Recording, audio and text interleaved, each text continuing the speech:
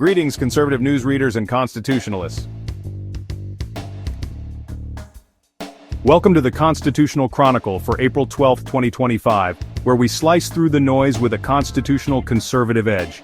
Today we've got insights and analysis to light up the truth. Let's dive into what's driving America and beyond. President Trump's Liberation Day tariffs are reshaping the economy, hitting Chinese imports with 25% duties to revive U.S. manufacturing. The Daily Caller reports 15,000 new factory jobs in Ohio and Pennsylvania. Breitbart says small businesses are thrilled, but the Federalist warns big tech's lobbying to gut the plan.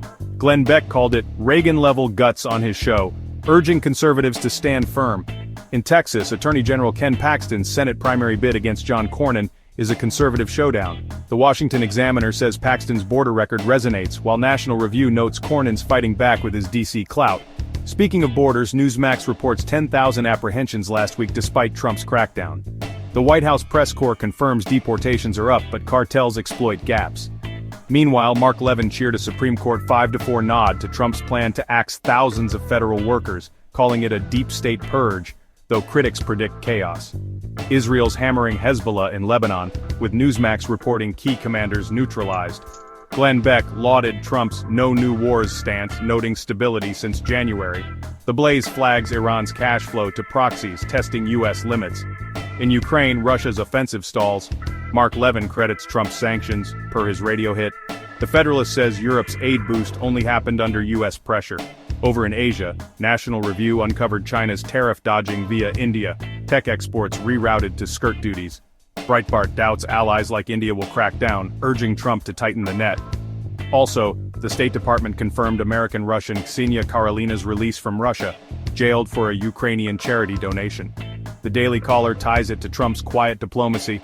Here's the mainstream pulse, straight from their headlines. The New York Post, Trump tariffs rattle Wall Street, Dow drops 500, ABC News, Biden's legacy debated as Democrats pivot, NPR, climate summit hits funding wall, NBC News, Midwest storms strand thousands, CBS News, shutdown looms as Congress stalls.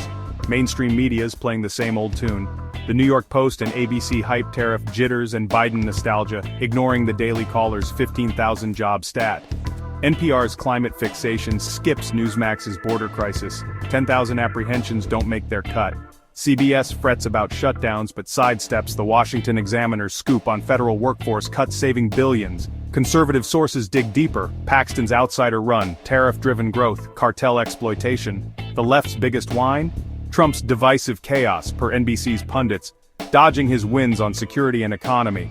Bill Maher stunned conservatives after his White House dinner with Trump, calling him gracious and self-aware. The Blaze says fans are floored. At Deadline notes, Maher mocked liberal meltdown over Trump's win.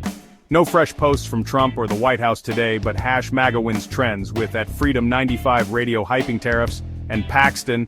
Check their buzz for the vibe. Now the week's silliest political zinger, Alexandria Ocasio-Cortez on MSNBC, claiming tariffs steal lunch money from workers. The Daily Caller shredded it as economic gibberish. Tariffs fund jobs, not rob them. Social media users are memeing it hard. One called it AOC's math class flop. That's your 5-minute truth bomb. From tariffs to borders, we cut through the fog. Stay fierce, stay free, and catch us tomorrow for more. No filter, just facts. This is the Constitutional Chronicle. Out.